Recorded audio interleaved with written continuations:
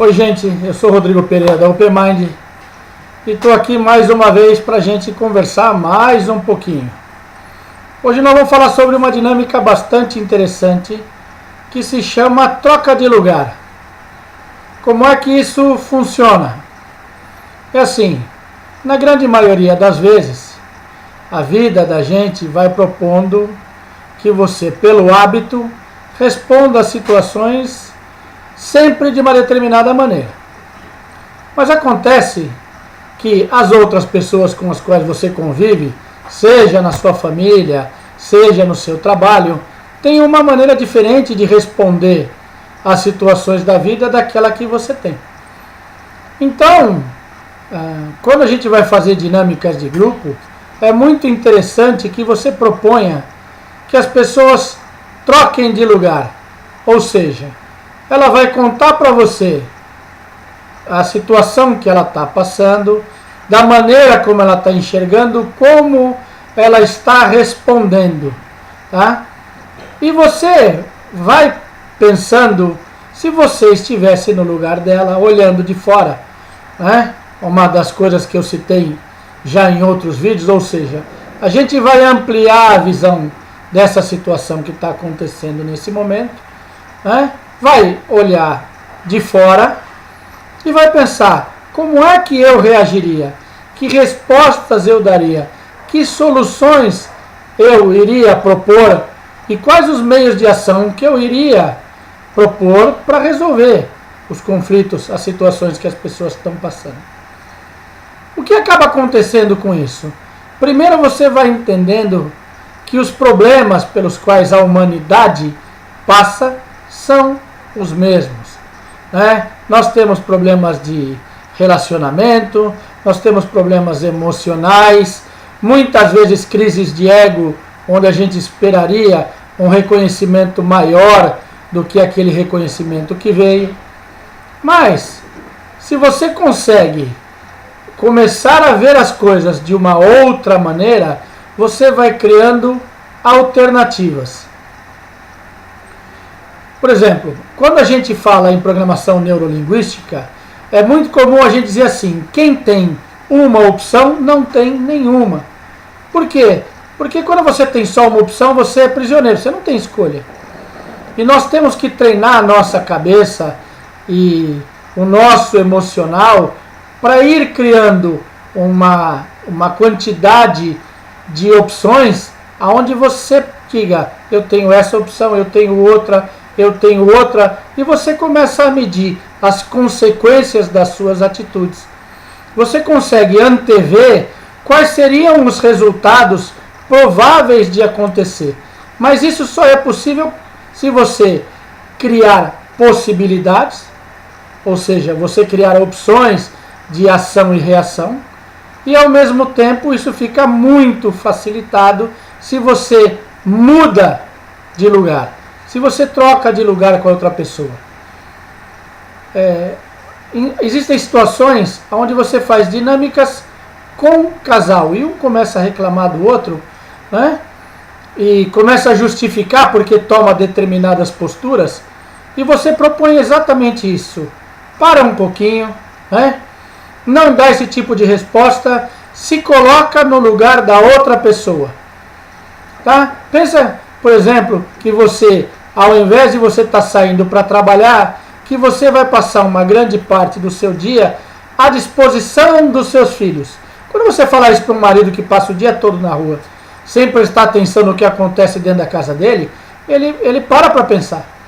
Né? Você diz assim para ele, vem para cá um pouquinho, né? Vamos tentar inverter, passa um dia fazendo absolutamente tudo que a sua mulher faz. Tá? Vai cuidar de filho, vai seguir horário de filho, vai brigar por causa de comida, por causa de lição de casa, vai correr atrás de roupa, vai sair catando atrás, vai administrar o horário, e vê como é que você fica. Né? E a pessoa vai olhando para você e vai dizendo assim, não, mas eu tenho outras preocupações. Exatamente isso. Você tem outras preocupações e presta atenção única e exclusivamente na sua maneira de ver as coisas.